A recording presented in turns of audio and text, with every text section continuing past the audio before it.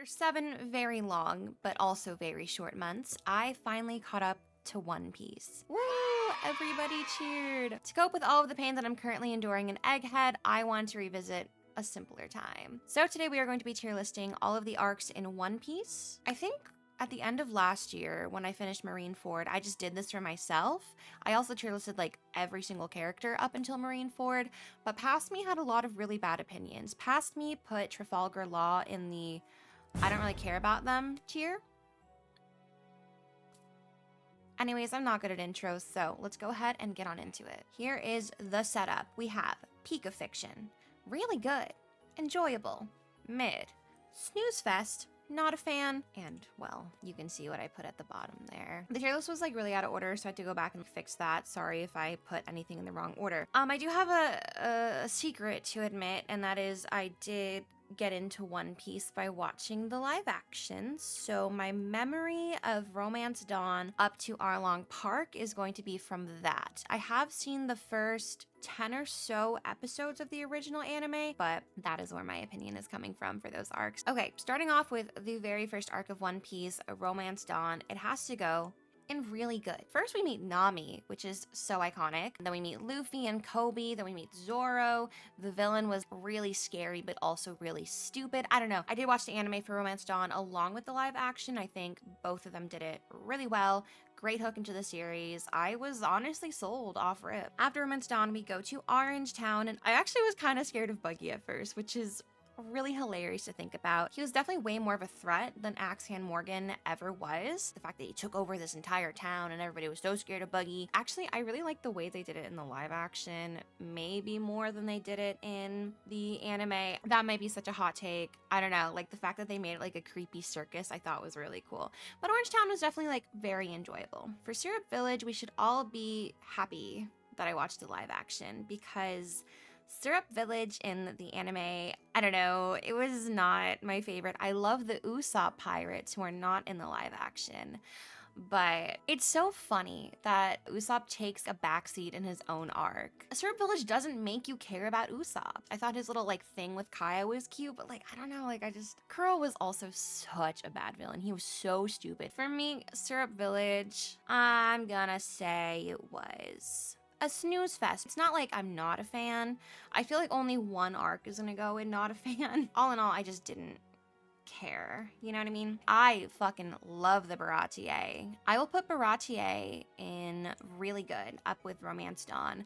Honestly, early One Piece was really, really, really good. Now that I'm thinking about the later things that I'm gonna put in my tier list, I am gonna put Baratier like at the top of enjoyable. I thought it was really well done in the live action. I went back and I looked at the differences between the live action Baratier and the anime Baratier. I think they did it really well in the live action. I fell in love with Sanji's character. His backstory made me cry like a fucking baby. I did have to go watch the Don Krieg fight because that's what made Sanji in the anime join up with the Straw Hat Pirates. I thought it was a really good arc. Sanji's a great character. He was at the center of his arc, which made it feel really well-rounded to me. The Baratier is like when the world starts to open up a little bit.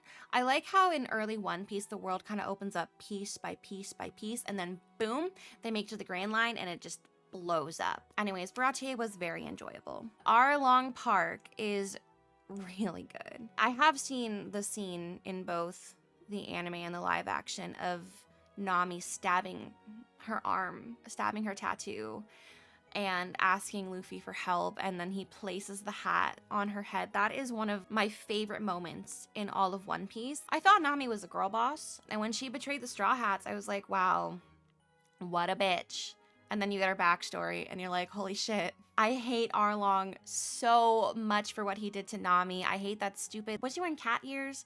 That marine, no, it was like mouse ears, whatever that marine was up to. I fucking hate him. Oh, if I see him, it's on sight. Arlong Park is the first peak of One Piece. Everybody is right. If you can get somebody to read or watch up to Arlong Park, they are going to make it to Water 7. And if they make it to Water 7, they're making it to the end of the series. I think Loketown is next. Loketown is when you meet Dragon for the very first time. You don't know it.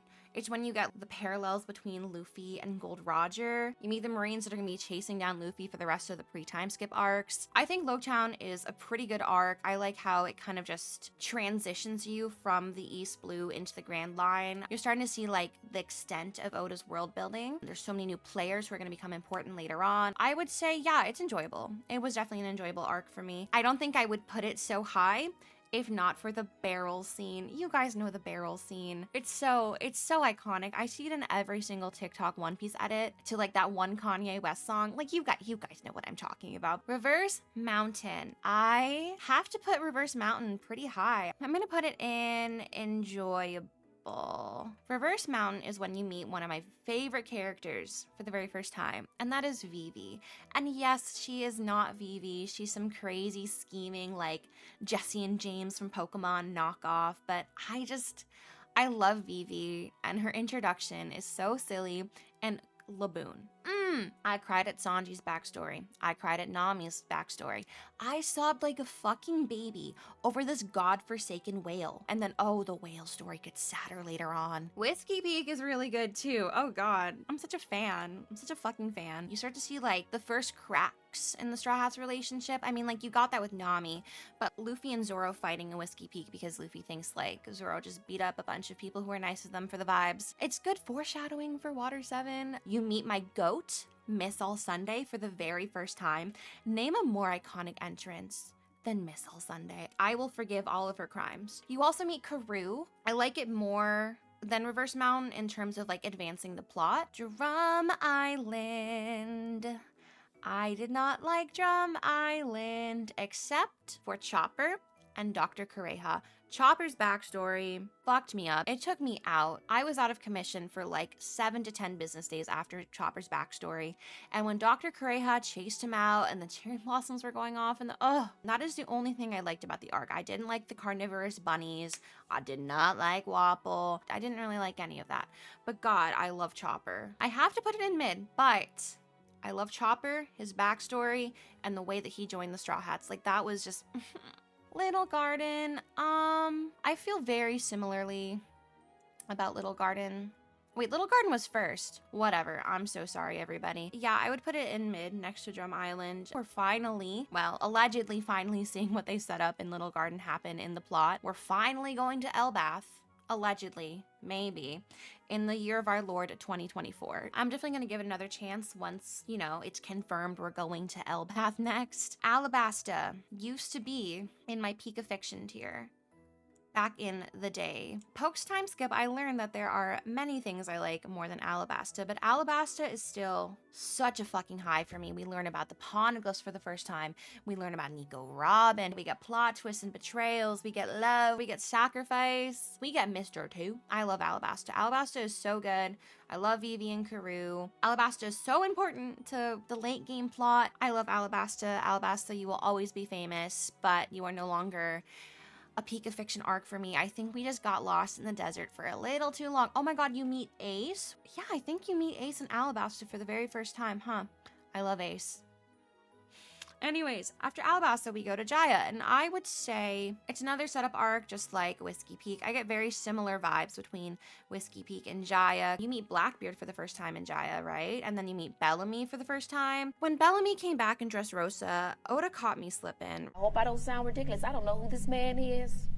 I mean, he could be walking down the street. I wouldn't know a thing. I love how Oda would just pluck elements from 10 years ago and make them important again. Like, okay, you always gotta stay on your toes because you never know when Oda is gonna bring back somebody from the past. We get that iconic scene with Blackbeard and Luffy, Blackbeard proclaiming like it's the era of dreams. You don't really see him as the big, bad, grand villain that he does become.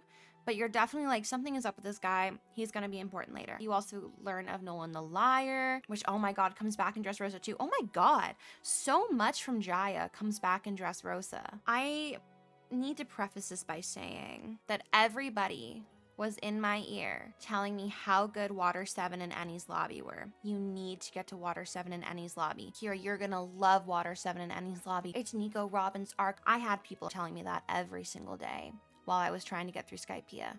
And it's not that Skypiea was bad. It's just that everybody was telling me, oh, the peak of One Piece is up next. And that's what's hard about being a new One Piece fan. You tell one bitch you're watching the One Piece and they start yapping at you. You say one thing, oh, I started One Piece. Oh my God, wait until you get to Water 7. Oh my God, wait until you get to Wano. Like, shut up, please, fuck. So, because of that, I thought Skypiea was a snooze fest. Is it actually? I don't know. And I am going to go back and reread Skypiea because so much of Skypiea became important in the later plots. And I'm so sorry to Skypiea for being such a hater ass bitch, especially because, like, I'm a history girly. I love history, I love lore, I love world building. I am going to give Skypiea another shot. I'll make a whole apology video to Skypiea because I'm sure I'm really gonna like it. Long Ring, Long Land, I actually had to look up if it was canon or not. Things were happening that I thought would only occur in my wildest fever dreams. High off my ass on cold medicine, fever dreams. But no, this was real. If I ever see Foxy again, it's too soon. I was not a fan of Long Ring, Long Land, but I was a fan of the end of Long Ring, Long Land, where we get that Nico, Robin, Aokiji interaction, and also the Luffy and the rest of the Straw Hats interacting with an admiral for the very first time. I thought that was really cool. I liked seeing how outmatched the Straw Hats were, because up until this point, Luffy could kind of just like punch somebody and be fine. He was even like the ultimate counter to a fucking god on Skypiea. But for the very first time, Luffy's like, oh shit, I cannot hang. I cannot compete with these guys. And Aokiji, by the grace of God, just lets them go. Water 7. Everybody was correct. Water 7 is an incredible piece of work. It is a masterclass in storytelling, world building, character development. Water 7 and Enies Lobby combined, I don't look at them as individual arcs. You cannot have Enies Lobby without Water 7. This is where I thought to myself, it was all worth it for this. Even if I hate the rest of the series, everything that I've been through so far, all of the time I've spent on this has been worth it. Water 7 and Enies Lobby solidified One Piece in my mind as one of the greatest pieces of fiction of all time. This convinced me that Oda is not just a freak who, you know, writes really weird shit. I forgot about the Alabasta bath scene. When I remembered, I blamed Toei, but then people were like, no, that was in the manga. I said, oh, okay. Water 7 and Enies Lobby truly had it all. He broke the Straw Hats into pieces because they were not strong enough to survive the Grand Line. He perfectly paralleled the city of Water 7 with the Straw Hat crew, and then built them back up stronger than ever in Enies Lobby. God, Nico Robin's backstory. Even after everything else I've endured from Oda's writing, I am caught up, remember that. Nico Robin's backstory is my second saddest backstory in all of One Piece. I've never felt for a character more than I felt for Nico Robin, because I really saw myself in her. To have a glimpse into what she's endured, it took me out. I fucking love Water 7 and Enies Lobby. So many iconic moments come from that. Luffy goes Gear 2 for the first time. All the power scalers love that. Actually, no, he goes Gear 2 to Gear 3. We got to meet, you know, the secret government agencies, CP9. We got a deeper look into how corrupt the world government was. The world also exploded once again in Enies Lobby. I could talk about Water 7 and Enies Lobby for days on end. I could make you an entire PowerPoint presentation, but anything that I could say has already been said and better. There's a whole entire 1-hour video breaking down how perfect this arc is. I'll link it in my description box down below so you can go watch it too. It's incredible. It's amazing. Alrighty, post Enies Lobby. I think that's like the 4 episodes at the end. I wish like this was just like included in Enies Lobby. Instead I have to put it like, I don't know, right here if we're really gonna make it separate. I really liked it. It's when you meet Garp for the very first time in the story. I mean, I was really confused how like nobody else knew what was going on, because I, again, watched the live action where they have Garp chasing Luffy all throughout the East Blue. I didn't know that that wasn't supposed to happen. I thought that was like canon, but apparently not. You also get Kobe and Helmeppo coming back. You get a little glimpse into Luffy's past. Oh, you find out that Dragon is Luffy's father, and Luffy's just like, yeah, whatever. And you have that moment between Robin and Aokiji where Aokiji gets to see like the kind of woman, Robin, the child he saved on Ohara. He gets to see that she grew up to be a good person, which really makes him question whether or not the government is actually just. That was perfect. Like, that was the perfect end to Enies Lobby. You're gonna tell me Thriller Bark is what directly follows Enies Lobby.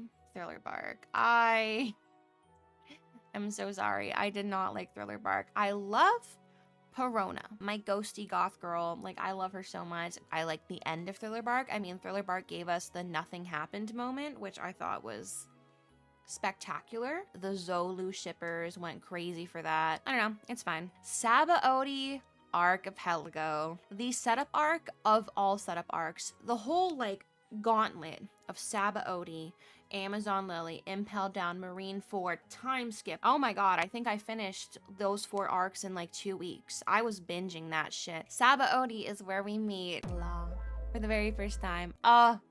Love Law. You also meet all of the other supernovas for the first time. Bonnie, Kid, Hawkins. They all converge on Sabaody at the very same time. Sabaody is where you get to see the Celestial Dragons in action for the first time and realize, like, oh, these people really fucking suck.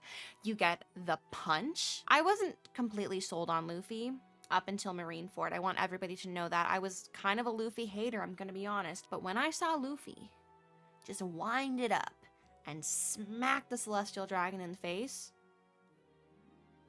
I was a fan. Luffy went from like a normal, whatever, silly, goofy guy to, oh, that's the protagonist. Sabaody, really, really, really good. I can't put it in the peak of fiction just because there's only 4 arcs that belong in that tier, but Sabaody can be at the very top of really good. Amazon Lily. I thought Amazon Lily was also very enjoyable. I'll put it like at the end of really good. I loved Amazon Lily. I love the Island of Women. The whole Family Jewels joke was a little weird to me, but like whatever.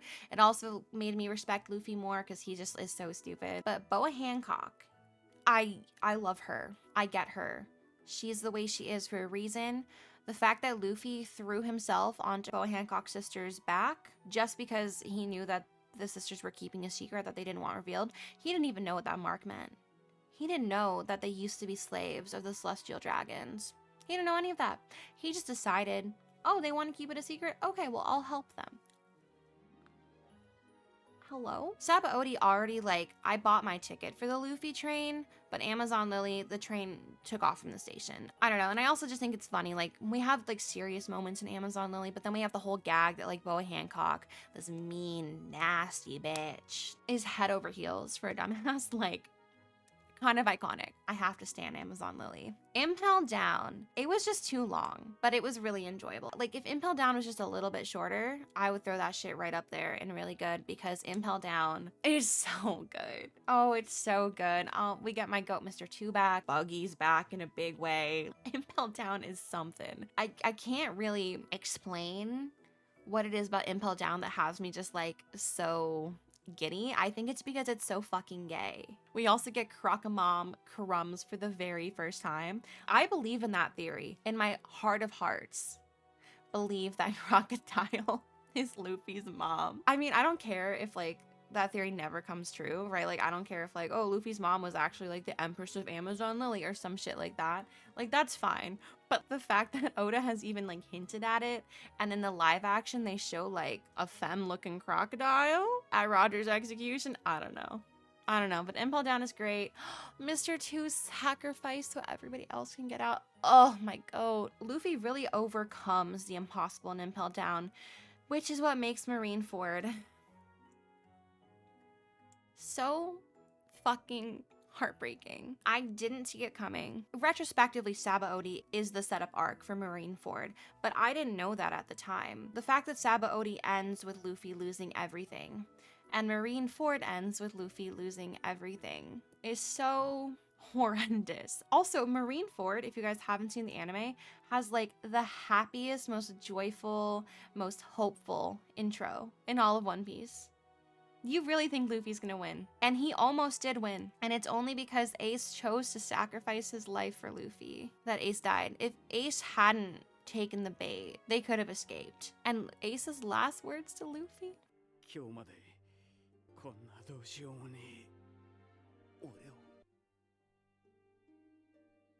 You gotta be fucking kidding me. Marine Ford, it was the perfect way to end everything up until the time skip, and it was the perfect conclusion, and it was fucking heartbreaking. And also, up until that point, nobody really died in One Piece. At least nobody important really died. Like, unless they died on screen, they were still alive. Even if you think Luffy fucked them up, they're still alive. Even Enel, who got his ass kicked all the way to the moon, they're all still alive. First it was Oars Jr., then it was Ace, and then it was Whitebeard. Back to back to back, Oda is just yeeting people. You just can't comprehend it. Like, you can't wrap your mind around it. You're like, I thought this was a happy little story. I thought Luffy always wins and nobody ever dies. No, Oda totally subverts your expectations. He turns everything onto its head and then boom, it's over. You're trying to recover from all of that, and then all of a sudden, Luffy's 8 years old, and you're living in the post-war flashback. I would say that the post-war flashback was really enjoyable. I loved meeting Ace as a child. I loved Luffy's insistence that they were going to be friends. And I love Sabo. A lot of people hate Sabo. They're like, he is like a fanfic self-insert character. I don't see that. Like, I don't think Oda just threw him in there. You know, like, I think Oda had a plan for Sabo. I love the dynamic of the ASL brothers. I love Sabo, like, individually. I love what Sabo becomes, but that's like not here yet. I thought post-war was really good, and it was a slight reprieve from all of the pain and suffering that I had experienced watching Marineford. I'm pretty sure I watched Ace's death on Christmas. Happy holidays! Return to Sabaody was fine. I don't know. I would put it like here, actually. The fake Straw Hats were weird. I was happy to see everybody, you know, reunited again. I just didn't really, I mean, I get the need for Return to Sabaody, and it's not that I hated it. It's just that I was like, yeah, okay, like, let's go to Fishman Island. And then we went to Fishman Island. Oda, he tried to talk about racism, but he also wrote some of the worst villains ever. Hody Jones and whatever the fuck his name was, the creep who loved Princess Shirahoshi. He's so bad that I don't remember him. You get Fisher Tiger. I loved Fisher Tiger. You meet Koala, who is like one of my favorite characters. You get to see Jinbei again. Love Jinbei. But Fishman fucking Island, dude, like, I see the vision. I see the potential. Ooh, you get to hear about Joy Boy. Ooh, Robin found a poneglyph. I really think he just got super lost along the way. It's not that Fishman Island belongs at the very bottom of this tier list. I just don't know where else I would put it. So we get to sit in the corner and think about what it did. Punk Hazard. Is it a hot take to say that I love Punk Hazard? I do believe that it's a hot fucking take, but it is something I stand by. Whenever I see people saying that they're gonna skip Punk Hazard, I want to scream.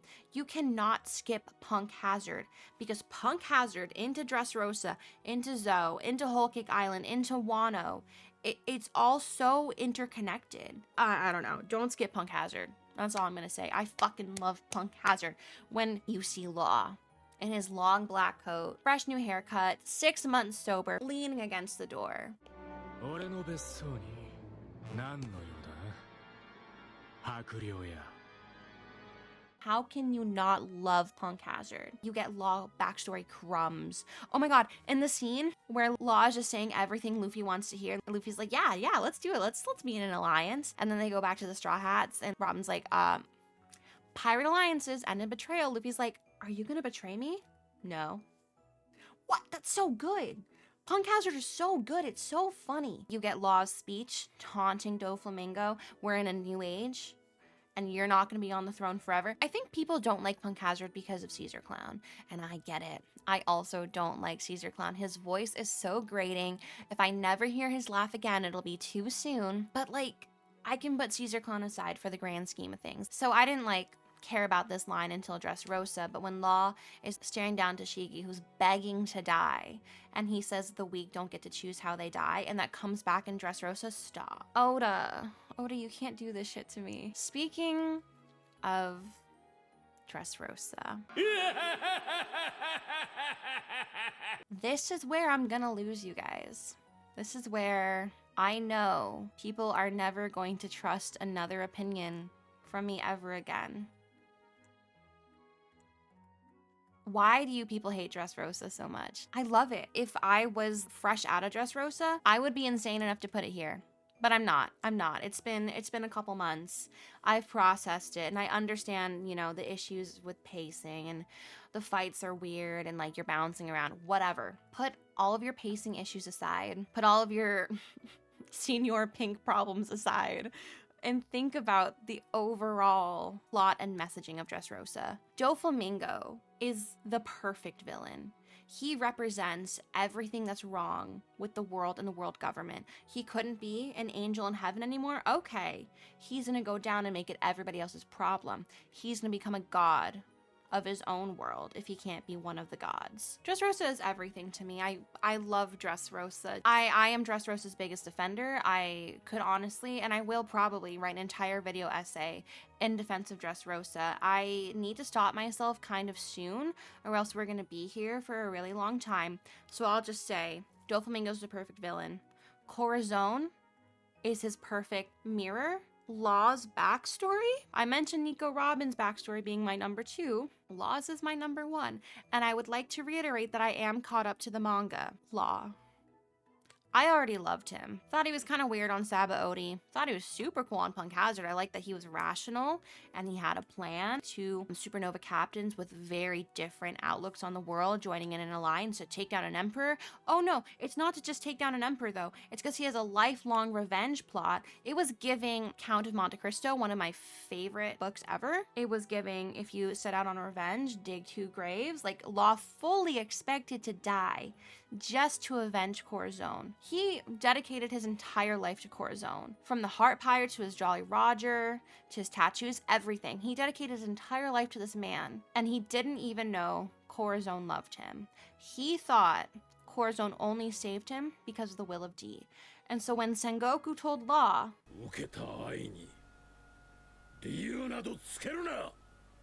I damn near ended it all. And then Fujitora, oh my god. Honestly, guys, how can you not like Dressrosa? We get Fujitora, we get Sabo, we get the Colosseum, we get God Usopp. How can you people not like Dressrosa? Okay, I'm done. But Dressrosa is my 3rd favorite arc. It might be my 1st favorite arc, but like objectively, if I'm thinking straight, Dressrosa is my 3rd favorite arc. Moving on, Zoe. Didn't like Zoe. I'll put it there. I liked the end of it. The end of Zoe was really cool. Zoe had some good moments. I just didn't like it very much. It was also way too drawn out in the anime. I don't know, I would read Zoe. Honestly, I wouldn't watch it. Whole Cake Island. I liked Whole Cake Island. It gave me hope for Sanji once again after the incident on Fishman Island. I think I want to put it here, because I did enjoy it. I have very mixed feelings about Whole Cake Island because I love pudding. I love katakuri, and I loved Sanji's whole development there. The fact that he is the cast out son of Germa 66 and getting more of his backstory. Like, his backstory already fucked me up. There was more? Oh, okay. Whole Cake Island was really good. I can't put it any higher than enjoyable, and I don't even think I can put it higher than Impel Down and Post-War. I feel like putting it here is perfectly acceptable. The Reverie. It's like a 9-chapter arc that gets stretched to 15 episodes in the anime, and I get it because they were preparing for Wano.